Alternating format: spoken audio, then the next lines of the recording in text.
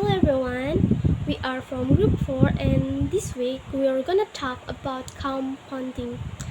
But before we begin, let me introduce myself. My name is Siti Nurlaila and my friend there is Sara, Rizal and Maria. So let's start into the topic. Guys, have you ever heard about compounding? What is compounding? So compounding happens when two or more free roots are combined and treated as one single word. What makes it a bit tricky is that spelling isn't it consistent. Sometimes it appears as one word, sometimes two words, and sometimes hyphenated. As you can see here, compound may appear in three forms. The first is close compound. They are formed when two unique words are joined together and they don't have space between them. For example, like ice cream and bedroom. You can see there is no space between them, between the word. And the second is open compound. They have space between the words, but when they are read together, a new meaning is formed. For example, like ice cream and income tax. So they have space between the word, right? Between the ice and cream, and between the incomes and tax. The third is hyphenated compound. They are words that are connected by hyphen. For example, like ice cream and long term.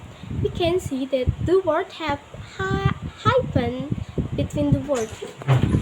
So the spelling alone can really tell us whether something is a compound or a phrase. So how do we know it's a compound or a phrase? The model explained that compounds have internal coherence. A compound can be modified at the end, while a phrase may be modified inside. For example, from manhole become manholes.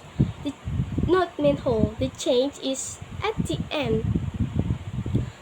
And for example, phrase from men of war become men of wars. You can see the change is the plural happens inside. So this is one is a phrase. And another difference is mobility. Compound work as one chunk in a sentence. They move together and cannot be split. For the example, the lawyer conducted the cross-examination and the cross-examination was conducted by the lawyer. You can see the whole unit is stay together, cross-examination. But praise can split apart. For example, he checked out the witness and he checked the witness out. You can see the difference from the out the witness to the witness out. So the mobility is different. And the most reliable task is stress.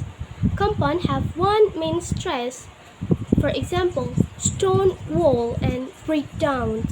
But praise usually have two stress, like stone wall and breakdown. So in simple word, compounding is when two full words come together and behave as one meaning unit, like toothbrush, blackboard, or income tax. Okay, I think that's all from me about the definition of compounds. Now I will pass it into my friend Maria to continue. Hello everyone, my name is Maria Orzieli Indrika Ina. Now, I will explain how compound work in terms of meaning and structure. Semantically, compound meaning isn't always predictable. You can't always guess it just from knowing the root words.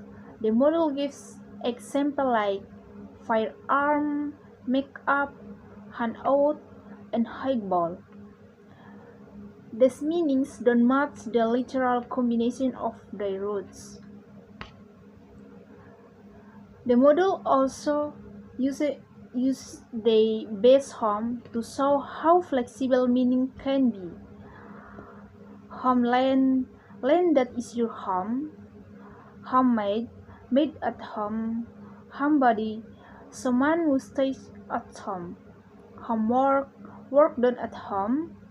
And homemaker, someone who manages the home. Even with the same base, the meaning can shift a lot. Now, about syntax, English compounds are mostly right-headed. That means the second element decides the word, class, and the general meaning. For example, greenhouse, a type of house, noun, sky blue, a shade of blue, adjective. The fifth part usually carries the stress. Some compounds also contain affixes like ing or n, and some come from conversion or back formation. So, basically, the head is the boss of the word. The rightmost element decides what the whole compound actually is. Okay, that's all for me. Next will be explained by Sara.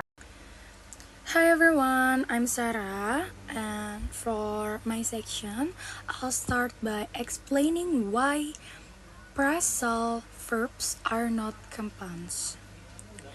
Even though they some things look similar, their behavior is completely different. First, phrasal verbs allow international modification. For example, he burned the house right down. And second, phrasal verbs allow practical movement. Pick up the book or pick the book up. Compounds cannot do this. And phrasal verbs also have two primary.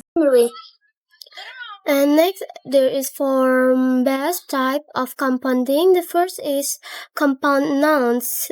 The form like noun plus noun, example airplane, verb plus noun. And next, there is compound verb. Is like noun plus verb. Become, baby, sit. Baby is noun plus verb, sit. And next, there is compound adjective. You can see this, there is adjective, adjectives, noun plus noun, noun plus verb. Okay guys, I'm Muhammad Rizal and I'm here. I will to continue with the meaning-based classification from the module and also wrap up the presentation. Okay, for the meaning-based types, the first one is endocentric compounds. That is, the meaning is inside the head. For the example, windmill, sky blue, and truck driver. And second, there is exocentric compounds. The meaning is outside. The literal part usually refers to people. For the example, pickpocket, airhead, bird brain.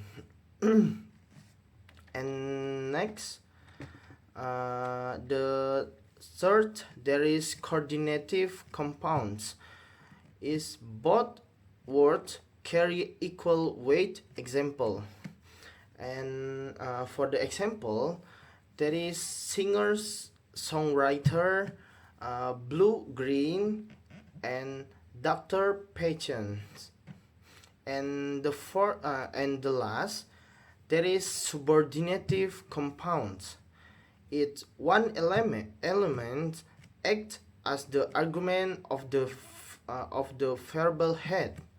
For the example, is the first one is truck drivers, drivers trucks, and the second is meal preparation, preparing meals. Okay, and the last, for the conclusion, compounding is super productive. English can quickly create new words by combining familiar roots. Whether we look at the structural patterns or the meaning patterns, compounds help the language grow and adapt to new concepts. Okay, guys, that's all from us talking about compounding. Thank you for your attention and watching our presentation. The last we say, wassalamualaikum warahmatullahi wabarakatuh.